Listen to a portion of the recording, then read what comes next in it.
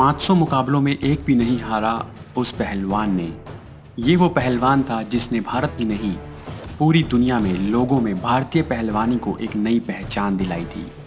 इस पहलवान को लोग रुस्तमे हिंद और रुस्तमे पंजाब के नाम से जानते हैं। रामायण में हनुमान बनकर लोगों के घरों ही नहीं दिलों तक पहुंचने वाले उस पहलवान का नाम था दारा सिंह। दारा सिंह एक पहलवान ही नहीं बल्कि एक्टर, डायरेक्टर, प्रोड्यूसर और राजनेता भी रहे हैं। एक बार उन्होंने 200 किलो वजन के ऑस्ट्रेलिया के पहलवान किंग कॉन्ग को उठाकर पटक दिया था। तब से उनकी चर्चा पूरी दुनिया में होने लगी।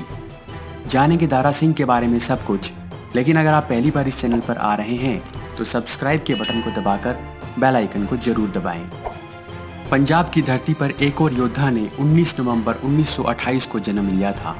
दारा सिंह पंजाब के अमृतसर के छोटे से गांव धर्मूचक में पैदा हुए थे। दारा सिंह का असली नाम दीदार सिंह रंधावा था। बचपन में दारा सिंह का मन पढ़ाई में नहीं लगता था, इसीलिए उन्होंने परिवार के साथ खेतीबाड़ी के कामों में उनका साथ देना शुरू कर दिया।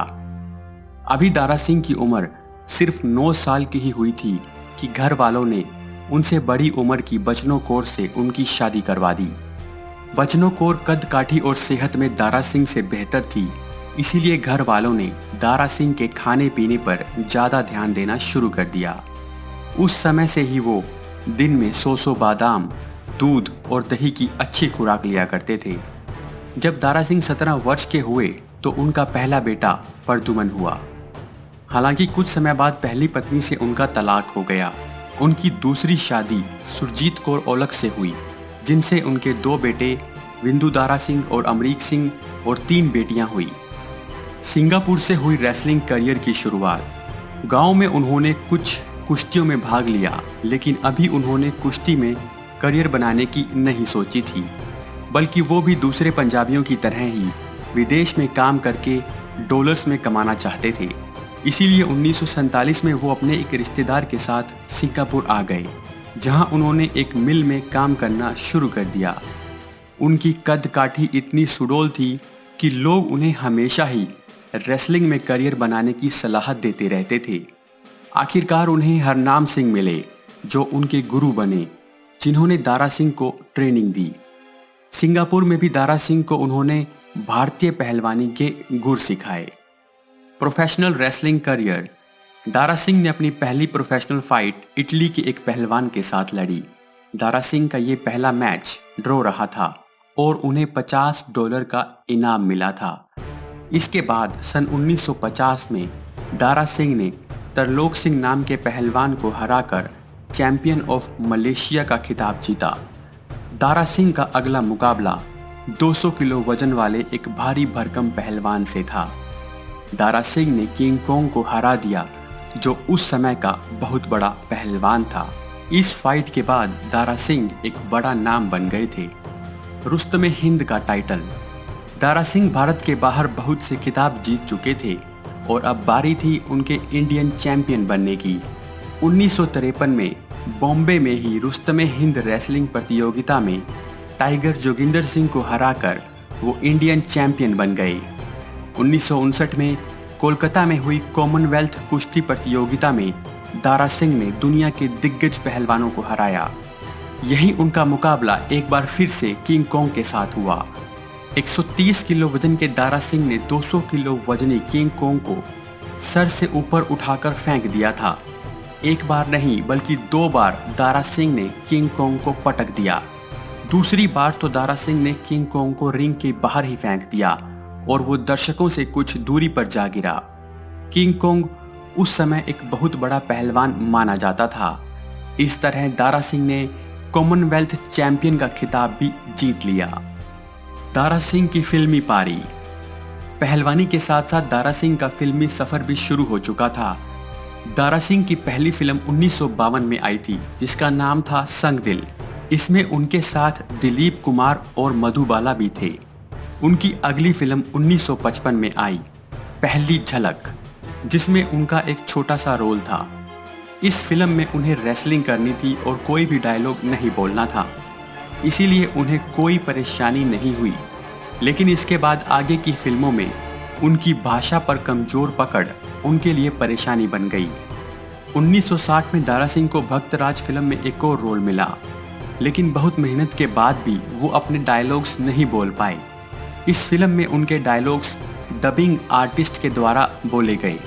फिल्मी दुनिया में कामयाब होने के लिए उन्होंने हिंदी और उर्दू भाषा को बोलने की शिक्षा ली। 1962 में उन्हें फिल्म किंग कॉन्ग में रोल मिला और उनका फिल्मी करियर आगे बढ़ा। फौलाद फिल्म से मिली जबरदस्त सफलता। इसके बाद 1963 में मुमताज के साथ आई उनकी फिल्म फौलाद एक जबरदस्त हिट हुई। इस फिल्म में कोई भी अच्छी एक्ट्रेस उनके साथ काम करने को तैयार नहीं थी। उस समय मुमताज भी छोटे मोटे रोल ही किया करती थी, लेकिन इस फिल्म की कामयाबी के बाद दारा सिंह ने मुमताज के साथ 16 से ज़्यादा फिल्में की। इनमें से बहुत सी फिल्में बहुत बड़ी हिट साबित हुई। इस समय तक दारा सिंह एक बड़ा नाम बन चुके थे और वो अब highest paying B grade actor बन गए थे। अपनी हर फिल्म के लिए वो 4 लाख की फीस उस समय में लिया करते थे। 60-70 के दशक में उन्हें बॉलीवुड का एक्शन किंग कहा जाता था। बतौर लीड एक्टर उनकी आखिरी फिल्म 1982 में आई रुस्तम थी। इसके बाद उन्होंने फिल्मों में छोटे मोटे रोल किए। दारा सिंह की पहचान जब थोड़ी कम होने लगी तब उन्होंने टीवी की दुनिया में कदम रखा। 1987 में रामानंद सागर के द्वारा निर्मित रामायण में उन्होंने हनुमान का रोल किया, जिसने दारा सिंह को लोगों के दिलों पर राज करने का एक और मौका दिया। पहले दारा सिंह इस रोल को नहीं करना चाहते थे। जब उनके पास इस रोल के लिए फ़ोन आया तो उन्होंने कहा, सागर साहब, मैं 60 का हो चुका हूँ, इस रोल के लिए आप किसी जवान लड़के को ले लीजिए। तब सागर जी ने कहा कि तुम ही इस रोल के लिए बेस्ट हो। रामायण के उन किरदारों को कोई आज तक नहीं भूल पाया है। आज भी लोगों के घरों में वही राम, लक्ष्मण, सीता और हनुमान की तस्वीरें मिल जाएंगी। दारा सिंह ने 146 से अधिक फिल्मों में काम किया और उनकी आखिरी फिल्म जब वी मेट थी। दारा सिंह ने मोहाली में दारा फिल्म स्टूडियो नाम का एक फिल्म स्टूडियो भी बनाया। जब नकली दारा सिंह से लड़े, एक बार अफवाह उड़ी कि दारा सिंह की जगह कोई और रिंग में लड़ रहा है, वो नकली दारा सिंह है। दारा सिंह ने कहा कि मेरे नाम का फायदा उठाकर कोई और रिंग में लड़ता है। उस दूसरे दारा सिंह ने असली दारा सिंह को लड़ने की चुनौती दी। लोगों में इस फाइट के लिए बहुत उत्साह था। उस समय 30-30 रुपए में टिकटें बिका करती थी। असली नकली दारा सिंह की फाइट को देखने के लिए सारे टिकट्स बिक गए।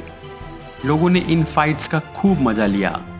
बाद में लोगों को पता चला कि वो नकली दारा सिंह कोई और नहीं बल्कि दारा सिंह के भाई रंधावा थे। रंधावा ने भी बाद में फिल्मों में काम किया और वो फिल्मों में स्टंटमैन की तरह फेमस हुए। वर्ल्ड चैंपियन का खिताब। दारा सिंह से पहले भारत के गामा पहलवान वर्ल्ड चैंपियन का खिताब जीत सके थे और अब बारी थी दारा सिंह की। 1968 में दारा सिंह ने अमेरिका के लौ थेसिज को हराकर वर्ल्ड रेसलिंग चैंपियन का खिताब भी जीत लिया था। ऐसा करने वाले वो अब दूसरे भारतीय बन गए थे। गामा पहलवान की कहानी अगर आप जानना चाहते हैं तो आप ऊपर आई बटन पर क्लिक करके देख सकते हैं।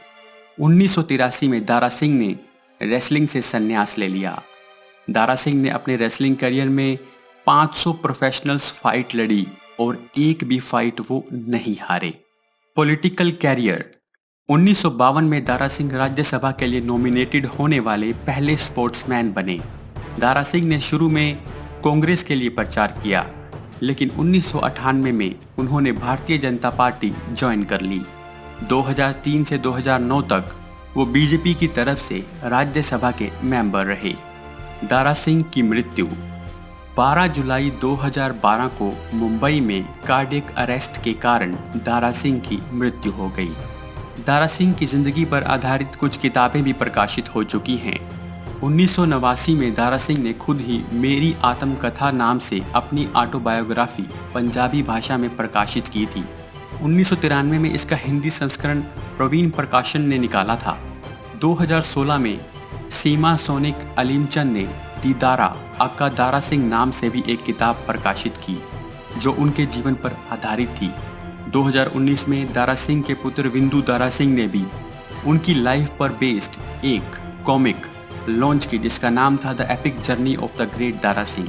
2018 में दारा सिंह को WWE हॉल ऑफ फेम भी चुना गया।